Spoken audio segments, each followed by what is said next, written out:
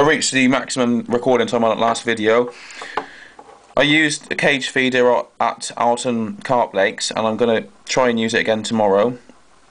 I've changed the setup slightly to what was shown in my other video. I've got the cage here, then I've got I think it's 8 or 10 pound weight of line. That's just tied on a basic knot to the rubber ring at the end of the cage feeder. Then it goes, you see it travelling along there, and attached to this line which I've got attached to the cage feeder are two, they're fairly small value of shot. I think it's a number 4. It's pretty small value of shot, which you use with floats, etc. And then you've got the line running up, and it's into a it's into a swivel link, and then I've got the quick change swivel link, and the main, as I already showed you, and the main line will be attached to here. If I'm going to use a ledger, I'll use it further up here somewhere. That's a fair old way away from the feeder itself.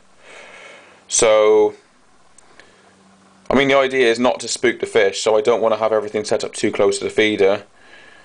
Hopefully these weights here will help set the line down at the bottom of the lake, because I don't want the line, especially if I wind the rod, if I wind the reel back, I don't want all this to put up really tight and rise up too high off the lake bed, because if it does, fish may bang into it, or fish may bang into it and get a bit worried, or fish may even see it and not want to go anywhere near it. So I want the line to lie quite low. So hopefully, if the feeder lands on top of a hill, on top of a raised part of the lake, and this lot of line is down a slope thereafter, then these leads will help the line, instead of being in a straight sort of bridge across a dip in the lake, these leads should help the line settle right down into whichever contours at the bottom of the lake bed has to present to everything, basically.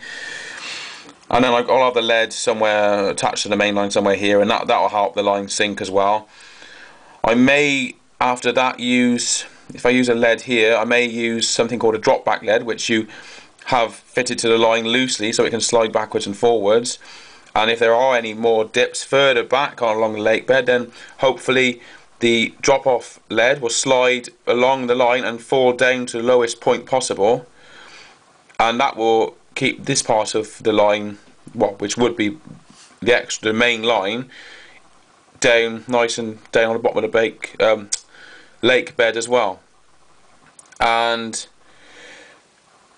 at the far side, right the way back at the far side of the line where the reel is, I'll be using a lead there. Once I've cast out, I'll use a back lead there, clip it onto the line, dip the rod somewhere near the water, and then let the lead slide down and down and down all the way down to the bottom of the lake bed on the rod side of the setup, the tip of the rod. Coming back to this, you can see that there's a swivel attached between these two bits of not double B, number 4 shot. There's a swivel attached to that, and then you've got, you probably just make it the knot section of it there. There's a hook length running all the way up to, oh, I've completely traced the wrong line. That was part of the windowsill, I think. No, that is a knot from the hook, and then it goes all the way up to, that is a knot from the hook length, and it goes all the way up to the hook attached to it here. And I've got a very small chunk of pellet attached to the band on the hair rig there. Very small. So I'm hoping, I mean, I would like to get 1 or 2 bream tomorrow. If I do go to Birdie Fields and I could get bream like this, I'm hoping they'll go for this type of pellet. They go for another type of pellet called gellets, which I showed you a variety of earlier, but there is a sort of gellet called, well, it's a brown square version of pellet, jellified pellet, and I find that the bream at Birdie Fields really like that type of bait. So I'm hoping they'll go for this marine halibut pellet, which is a bit harder, but I'm hoping the scent will trigger them to try and pick this up in their mouths. It's fairly small, so might see some bream as well. If I start to catch too many bream, then I may change to a bigger pellet on this hair rig elastic band, and that will hopefully get rid of smaller fish picking up the bait in their mouths and hopefully land me a carp. I know there's at least an 11-pound carp in there. I got a feeling, I mean, I may have heard somebody shout across the bank to one of their friends that they picked up a 17-pound fish out of there the other day. I put the method feeder out the other day, this type of rig. I put this out. I think I had some lead attached somewhere after here. And the lead, which I'm going to use this time, I'll show you the lead and I'll show you the back lead. Anybody who's ever seen, who's done a lot of fishing will know exactly what I'm talking about. But I want to help out newcomers, really, you know, explain to you what's what. They'll be able to tell you this at your local tackle shop, I expect, as well. But there's a lead. That will slide, that loop there will go through the main line. You can have shot either side of it, such as these shots, bits of shot here. And that will, use big enough shot, it will keep it in place on your main line. So for example, this rig here, I may have the shot attached either side of this lead. Maybe not have a lead too close, maybe have a lead further back. And then have the quick release clip through the end of the line and through here. And then I'm planning to take this white bit out of the end of this metal lead and clip this over the line. Once I take this out, let's try and, I can't really do it one-handed, I'll put the camera down a second.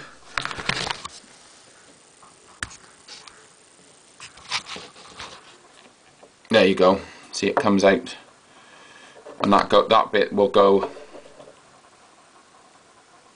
over the top of the, oh, I can't see it very well. That bit will go over the, you probably just wait to make it a gap there. That bit will, you can see the gap there now. That bit will go over the line, and then you just clip it back in, and that will slide. That will slide on the main line attached to the reel, and the reel attached to the rod, etc. If there's a dip in the lake bed, that will hopefully slide a bit further down into the dip, and it'll stop the line bridging across the dip. Because if fish swim into a line bridging across a dip, it may spook them, and it may spook them if they even see it, if they even get anywhere near it and see it with their eyes. They may decide that investigating the bait here, or if this is still on top of this, once I compact it all together with my hand, if that's still all together, they may decide that they don't want to investigate that just because the line is sticking up. Spoke to a friend and he said always try and sink your line using back lead, so I'm going to give that a go. Did the other day in the canal, didn't really work, but I'm going to try it on a lake which I know is good for catching fish on. So I'll see how I get on. Might take a video tomorrow, might not, but that's a bit of information on fishing tackle. Okay, thanks for watching. I don't know if this is zoomed out right. Let's have a look.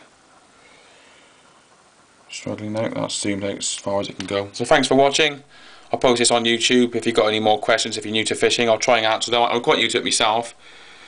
See you later.